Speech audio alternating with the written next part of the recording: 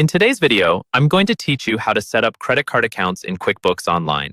By the end, you'll have your credit card properly added with the right balance and date, so your reports and reconciliations are accurate from day one. First, let's get to the right place inside QuickBooks Online. Go ahead and log into your account. Once you're on the main dashboard, look over to the menu on the left-hand side and click on the Accounting tab. This is where QuickBooks keeps all of your accounts, like bank accounts, income, expenses, and of course, credit cards. From there, choose Chart of Accounts. This opens a list of all the accounts currently set up in your company file. At the top right of this page, you'll see a new button. Click that to start creating a new account. Now we'll enter the key details for your credit card.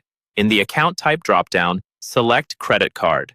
QuickBooks will automatically set the detail type to credit card as well, so you don't have to change that.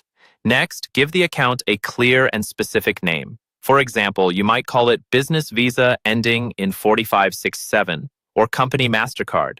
The goal is to make it really obvious which physical card this account represents, especially if you have more than one. You can also add an optional description or account number.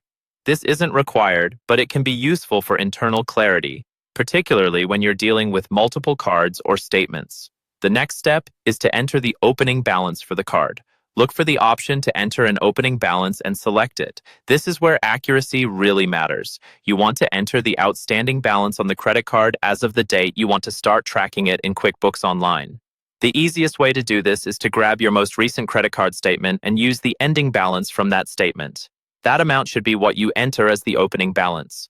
Then, set the as of date to match the statement's ending date.